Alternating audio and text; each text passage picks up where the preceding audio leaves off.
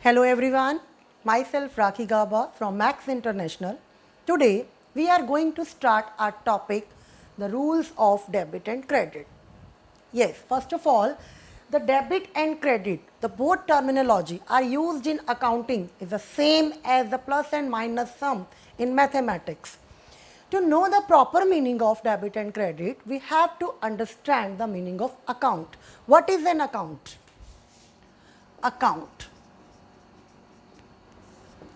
Account is a formal record of all transactions in a particular head.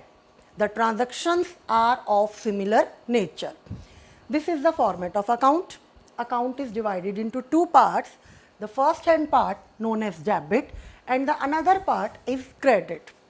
The debit part lies in the left side of account and the credit part lies at the right side of the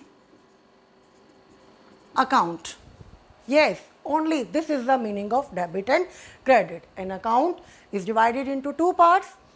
The first part known as the debit and the another part is known as the credit. Here we a little bit discuss about the pro forma of account. This is the first column, date, where we write the date of transaction. Here we write the nature of the transaction. Journal folio, our third column, where we write the page number of journal book of the same transaction. Amount column, normally we write the monetary value of the transaction, and this part is the same, identical to this, but the difference is only that this is the credit part and this is the debit part. Now the main question arises in our mind that how we differentiate between the transactions, which transaction is of debit nature and which transaction is of credit nature. To know, to differentiate among all the transactions which nature is of debit and what is of credit, we have to follow two approaches, but mainly we use the approach modern. This is the very simplest approach. In this approach, accounts are divided into 5 parts. Here I am giving the name of the 5 parts. The first one is asset account. The second one is liability account. And the third one is capital account. Or you can say that the proprietor account, or you can say that owner's equity account, another names are of it. Fourth is revenue account. And last one is expense account.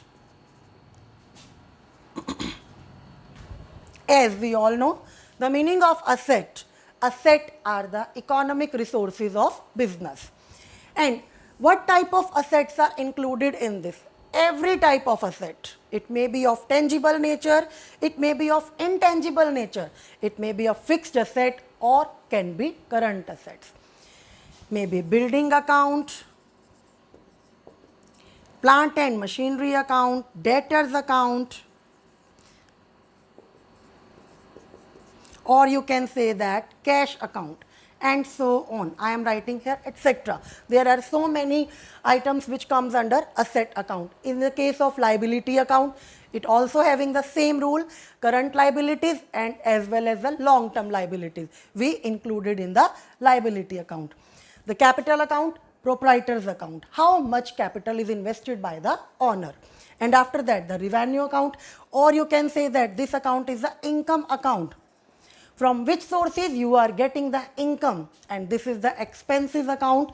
Expense, it means you sometime you are giving discount allowed, you are paying your rent, etc. In the income part, you are receiving all this. Maybe you are receiving rent, you are receiving commission. Okay, now what is the rule behind it for the debit and credit?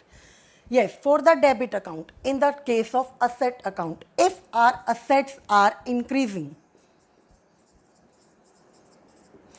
if our assets are increasing and decreasing,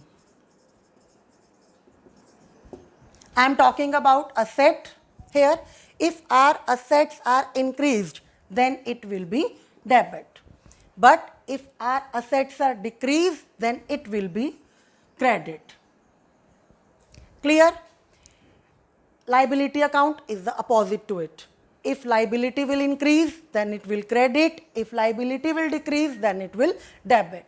Capital account is following the same procedure as the liability account. If capital is increasing, then credit. If capital is decreasing, then debit. And the revenue account is also facing the same value, same criteria. If it is increased, then we have to write in the credit part. If these are decreased, then we write into the debit part. But the expense account follow the procedure of asset account. If it will be increased, then we write in the debit part, or if it will be decreased, then we write it in the credit part. Are you getting my point? Yes. Clear हुआ आप सभी को? After that, we are doing the quick revision of the full topic, that we are using the modern approach for the rule of debit and credit. According to modern approach, what we had decided, the 5 parts of account and the rules for debit and credit. Increase in case of asset, we will do the debit. Decrease in case of asset, we do the credit. In the case of liability, opposite to it. It will be, if increase, then credit. If it will decrease, then debit. Okay. Capital follow the same procedure, revenue follow the same procedure, and expense follow the procedure of asset. Okay. Now we will end our topic. I hope you all will understand. Thank you. Bye-bye.